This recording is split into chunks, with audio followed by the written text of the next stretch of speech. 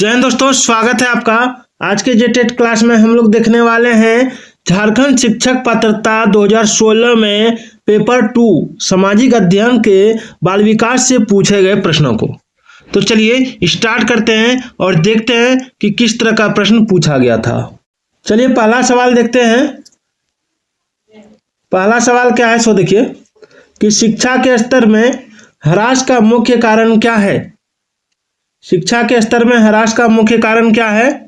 तो छात्रों की लापरवाही, शिक्षकों की अपारंगता, अभिभावकों की विचारमग्नता या इनमें से सभी क्या होगा? तो इसका राइट आंसर होगा ऑप्शन डी, इनमें से सभी। चलिए आगे देखते हैं। आगे है स्वांगीकरण का दूसरा नाम क्या है? स्वांगीकरण का दूसरा नाम, स्वांगीकरण का दूसरा नाम क्या है?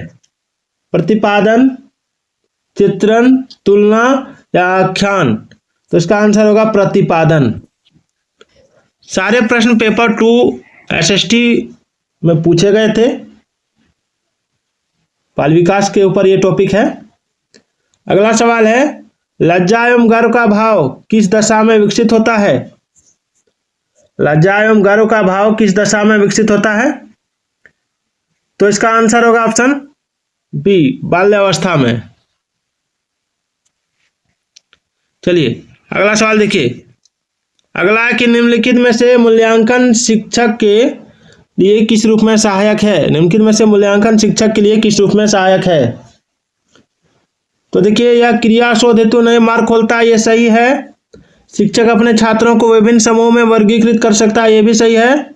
शिक्षक अपने छात्रों को तत्काल प्रतिपुष्टि दे सकता है, ये भी सही, यानी इनमें से सभी हो जाएगा। चलिए आगे देखिए। वृद्धि एवं सृजनात्मकता, वृद्धि एवं सृजनात्मकता क्या है? बुद्धि एवं सृजनात्मकता क्या है? तो देखिए बुद्धि जो है ये धनात्मक रूप में दोनों संबंधित है। बुद्धि एवं सृजनात्मकता धनात्मक रूप में दोनों संबंधित है, ठीक है। निम्नलिखित में से संयुक्त राष्ट्र संघ का कौन सा संगठन शिक्षा से संबंधित है? तो देखिए इसका राइट आंसर होगा यूनेस्को। संयुक्त राष्ट्र संघ का यूनेस्को जो है, ठीक है, यह शिक्षा से संबंधित है। किस उम्र तक बच्चों में आदत विकसित होती है? किस उम्र तक बच्चों में आदत विकसित होती है? तो जन्म हो जाएगा, जन्म, ठीक है, जन्म से ही। चलिए निम्नलिखित में से कौन सा विकास का सिद्धांत है? विकास का सिद्धांत कौन सा है? तो यह सबके लिए समान गति से आगे नहीं बढ़ता, यह विकास का सिद्धांत होता है, ठीक है। और रेखीय विकास कभी भी रेखीय नहीं होता है, ठीक है, विकास वर्तुलाकार होता है, याद रखिएगा। चलिए आगे बढ़ते हैं।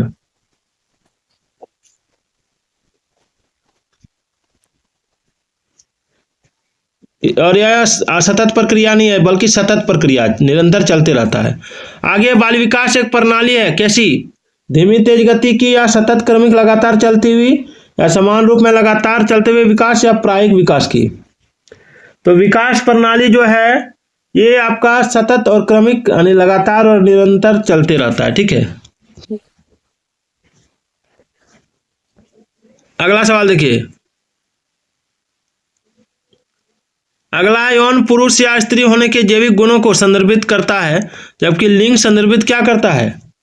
यौन जो है स्त्री या पुरुष होने के जैविक गुणों को संदर्भित करता है, ठीक है। उसके बाद कह रहा है जबकि लिंग संदर्भित करता है, क्या संदर्भित करता है? तो लिंग संदर्भित करता है आपका पुरुष या स्त्री अथवा मातृ जाति या पितृ जाति होने के सामाजिक रूप से निर्मित गुण, ठीक है। चलिए आगे बढ़ते हैं। हम किसी बच्चे को पिछड़ा कहते हैं यदि, हम किसी बच्चे को पिछड़ा कब कहते हैं?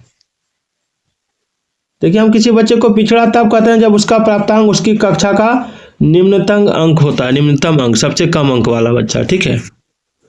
उचित प्रेरक परिवेश स्थिति के लिए निम्नलिखित में से कौन सा आवश्यक है? उचित प्रेरक परिवेश स्थितियों के लिए निम्नलिखित में से कौन सा आवश्यक है? तो इसका राइट आंसर होगा बैठने की समुचित व्यवस्था, स्थिर एवं शांतिपूर्ण परिवेश, सहयोगी एवं स्पर्धामूलक समूह स्थिति, यानी इनमें से सभी हो जाएगा, यानी option D is the right answer. चलिए बच्चे का विकास निम्न में से किसका परिणाम है? बच्चे का विकास निम्न में से किसका परिणाम है? तो हो जाएगा आनुवंशिकता तथा पर्यावरण के मध्य अन्योन्य क्रिया से। चलिए, कक्षा कक्ष में छात्रों की इच्छा को प्रभावित करने वाले बाह्य कारक कौन से हैं? कक्षा कक्ष में छात्रों की इच्छा को प्रभावित करने वाले बाह्य कारक, तो ए नंबर नहीं होगा। संवेग, भावुकता और जटिलता ये नहीं होगा। छात्रों की विवृत्तियां ये भी नहीं होगी। आगे देखिए क्या है,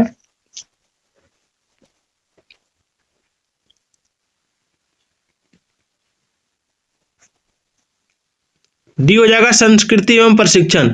संस्कृति एवं प्रशिक्षण, ठीक है, डी हो जाएगा संस्कृति एवं प्रशिक्षण। चलिए आगे बढ़ते हैं। अगला सवाल देखिए कि शिक्षण समझ के क्रियाकलापों के स्तर को बनाए रखने के लिए महत्वपूर्ण विषय कौन सा है? तो इसका राइट आंसर होगा प्रबंधन, कुशल प्रशासन, योग्य शिक्षक, यानी इनमें से सभी। आगे देखिए, कमजोर छात्र को प्रेरित करने के लिए शिक्षक को क्या करना चाहिए? कमजोर छात्र को प्रेरित करने के लिए शिक्षक को क्या करना चाहिए? तो शिक्षक को अच्छे काम के लिए प्रशंसा करना और उत्तम काम करने के लिए उन्हें कहना यह जरूर चाहिए, ठीक है। आगे, डिसलेक्सिया किससे संबंधित है? डिसलेक्सिया किससे संबंधित है? तो देखिए, डिसलेक्सिया संबंधित है आपका पठन की कठिनाई से। पठन की कठिनाई से, ठीक है, पढ़ने की कठिनाई को डिसलेक्सिया कहते हैं। चलिए अगला सवाल देखिए, छात्रों के व्यक्तिगत अंतरों को सुलझाने के लिए विद्यालय किस प्रकार की सहायता मुहैया करा सकता है? तो इसका आंसर होगा ऑप्शन बी, छात्र केंद्रित पाठचर्या अनुसृत करना और छात्रों को बहुविध अधिगम सुविधाएं प्रदान करना, ठीक है। चलिए, शिक्षण अधिगम विधि में व्यक्तिगत ध्यान महत्वपूर्ण है, क्यों? शिक्षण अधिगम विधि में व्यक्तिगत ध्यान क्यों महत्वपूर्ण है? क्योंकि शिक्षक प्रशिक्षण कार्यक्रम से निर्धारित करते हैं। अगला सवाल देखिए कि सृजनशील छात्र का गुण क्या होता है? तो देखिए, सृजनशील जो छात्र होते हैं उसका गुण होता है आपका चिंताग्रस्त, ठीक है, चिंताग्रस्त होता है, वो चिंता करते रहता है। अगला, मानसिक संघर्ष का एक महत्वपूर्ण कारण क्या है? तो देखिए, मानसिक संघर्ष का महत्वपूर्ण कारण है आपका इनमें से सभी, यानी आकांक्षाओं का दमन, आत्मसम्मान और प्रतिष्ठा की क्षति, खराब अंतर्वैयक्तिक संबंध, ठीक है। आगे, मूल्यांकन को उपयोगी और रोचक विधि बनाने के लिए किसी को भी सावधानी बरतनी होगी, किस लिए? तो ऑप्शन सी, छात्र के सीखने की शैक्षिक और सहशैक्षिक सीमाओं के बारे में जानकारी इकट्ठा करने के तरीकों की भिन्न किस्म का उपयोग करने में, ठीक है। आगे, निम्नलिखित में से उत्प्रेरणा में से कौन सा कारक संबंधित नहीं है? कौन सा कारक संबंधित नहीं है? तो देखिए, इसका राइट आंसर होगा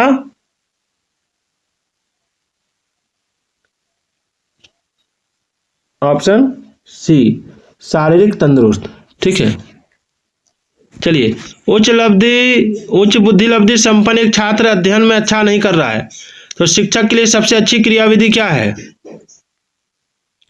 तो देखिए, शिक्षक के लिए सबसे अच्छी क्रियाविधि जो है वो है उसकी न्यून उपलब्धि के लिए कारणों की खोज करना। आपकी कक्षा के कुछ छात्र विशिष्ट रूप से मेधावी हैं, आप उन्हें कैसे पढ़ाएंगे? उन्हें पढ़ाने के लिए समृद्ध पाठचर्या के प्रयोग द्वारा उन्हें पढ़ाएंगे, ठीक है। चलिए आगे बढ़ते हैं।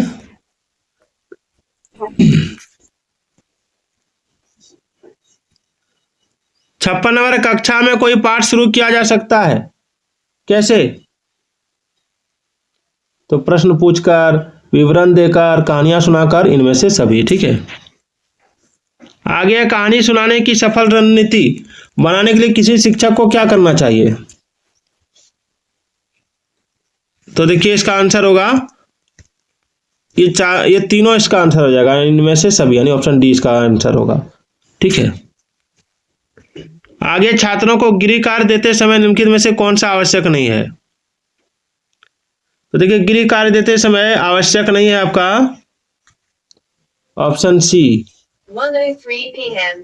गृह कार्य को उद्देश्य समझाना। चलिए, मनोविश्लेषण सिद्धांत के अनुसार सामान्य व्यवहार होने के कारण क्या है? तो ऑप्शन बी हो जाएगा, व्यक्ति की दमित इच्छाएं। ठीक है, तो वीडियो कैसे लगे एक बार कमेंट जरूर कर दीजिएगा।